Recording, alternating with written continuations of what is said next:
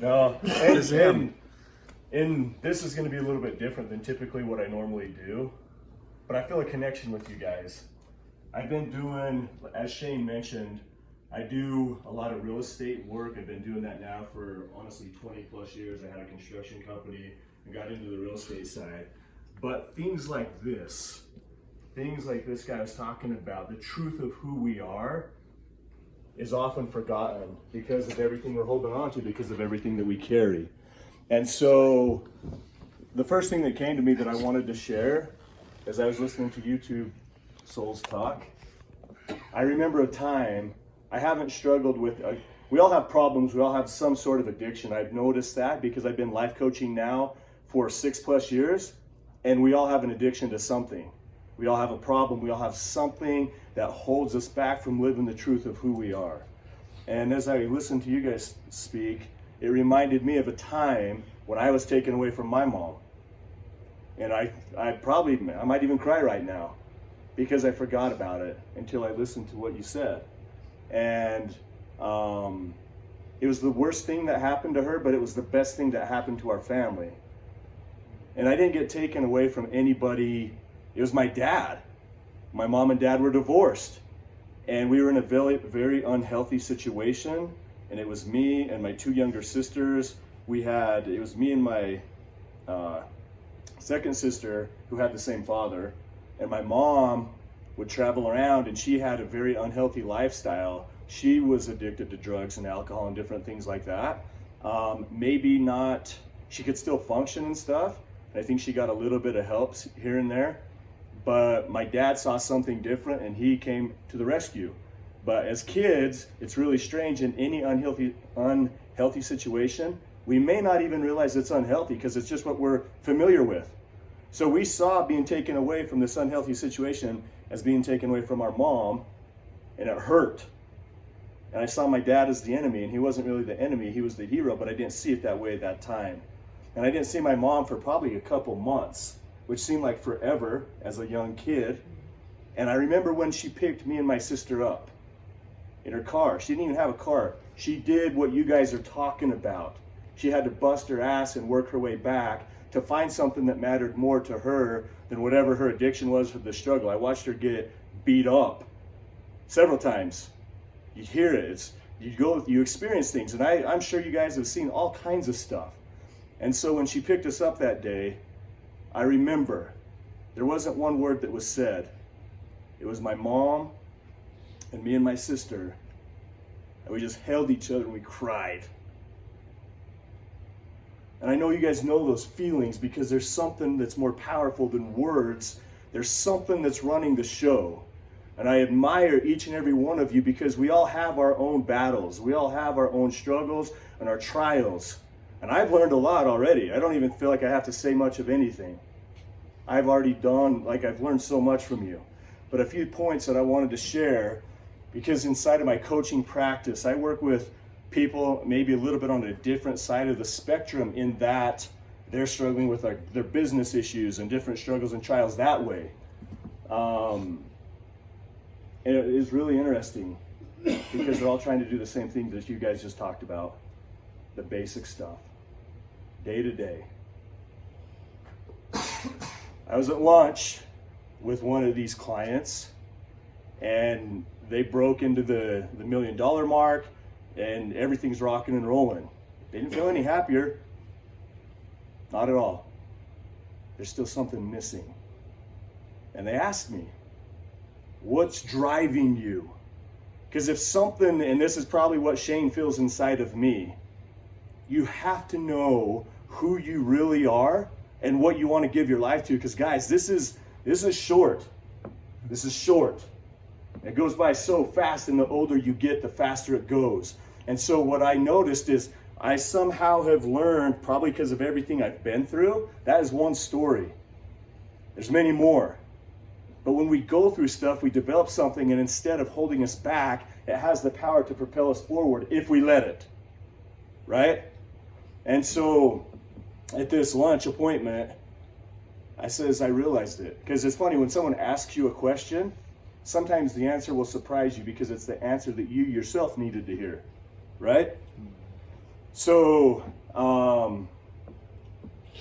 begin with the end in mind. I want you guys to think as I share this. This isn't about me.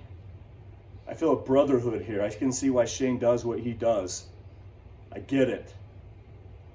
So I want you to answer these questions to yourself, and more than just like think through it, I want you to feel through it.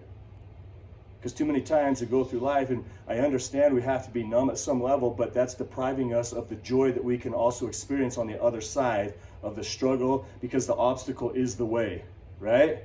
On the other side of everything that you guys are working through and struggling with is an equal and opposite reaction. There's a counter to this, and it's more than you know. In fact, I hope I can play it. Can I play a song on this? A video? Like, I don't know how we can access music. Maybe I can just do it on my phone. Yeah, you'll do it on your phone. I forgot my little connector tonight. Sorry. Yeah, it's okay. So, anyways, here's the thing.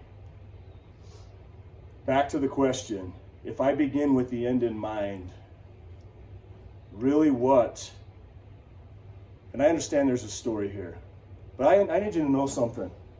I felt you guys, and I love you. Genuinely, I sincerely do. I really do. And I want you to get the most out of your life. Truly. Whatever you're struggling with, whatever the things are, overcome that shit, because I can promise you, you will be in a place like this sharing your story, inspiring other people. So here it is. How do you want to be remembered? Who do you love? Who loves you? It's interesting because we talk about, like, if we get up, because I get up just as early. I got to work on my craft, right? Because if I don't get up, and you want me to tell you what motivates me right now? My kids. They can make me cry just thinking about it. They're getting older. I'm getting older. I have built a life. I'll get emotional about it, you guys. Because when you find a why that's strong enough inside of you, the how will always take care of itself. You get that? Mm-hmm. When the why is strong enough. Too many people ask, well, how do I do it? What should I do? How do I do? No. Find out your why. Find out your reason. Plug into the power and truth of who you are, and it will direct you in ways that you never thought possible. What Shane was saying is right. You just got to do one thing and the next thing and the next thing, and this comparing and competing thing will never go away, just so you know. Mm-hmm. I talk about the people who are making hundreds of thousands and millions of dollars that I coach. It doesn't change anything about them. They're still looking for the next thing. They're still comparing and competing.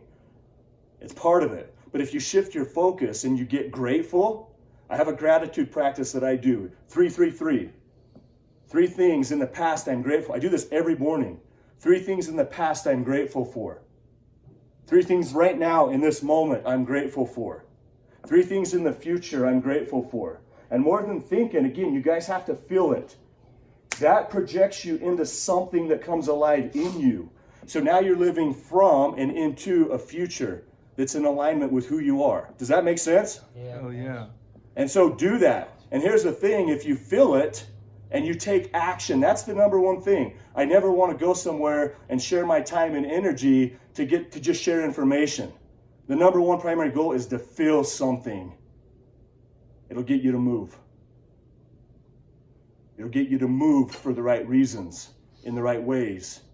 It'll allow you to break the shell of the story that's been holding you back. We're more.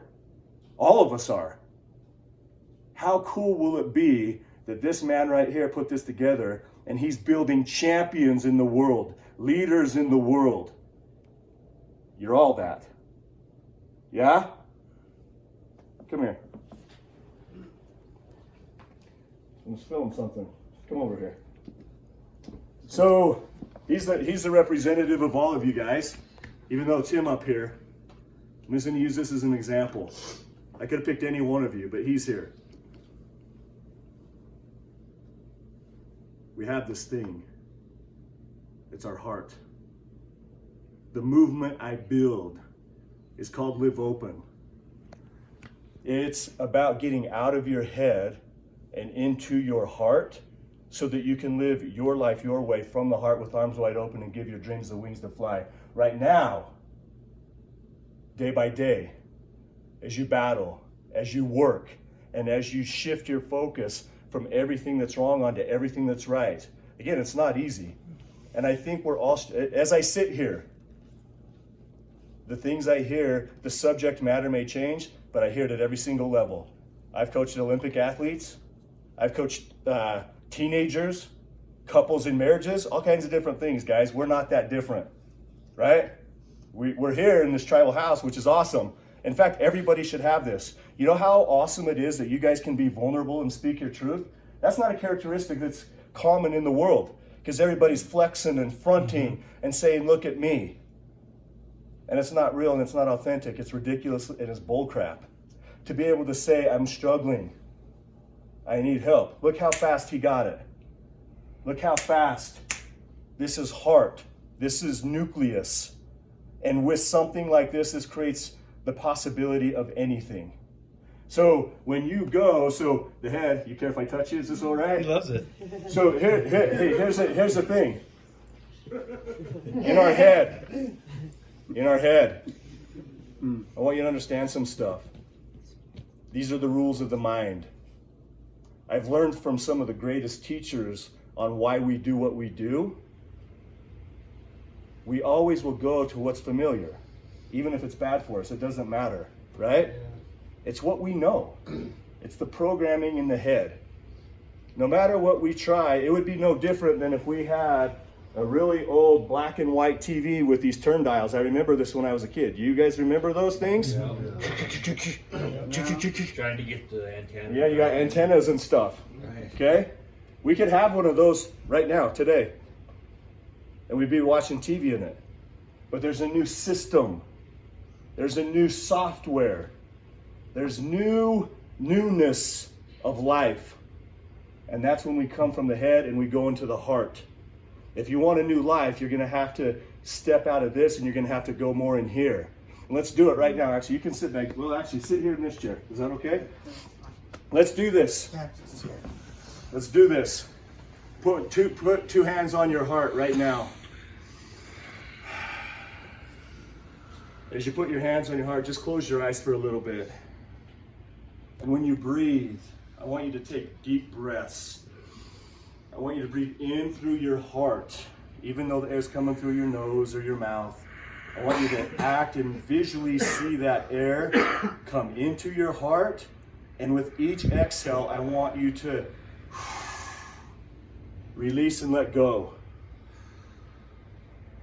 And let go of the things you've been holding on to with each exhale, because we all are carrying something if we're honest. But with each inhale, I want you to breathe in. In fact, I'm going to turn on a song as we do this, because it'll make it a little bit more meditative. And keep doing it. Don't stop. And feel your heartbeat. The thing that's beating without you even thinking about it. It's giving you life. It has from the moment even before you were born. It's the first thing that the doctor heard in your mother's womb. I want you to just breathe and keep breathing. I don't know if some of you will hear this, some of you won't. But let's stay here. 5 minutes.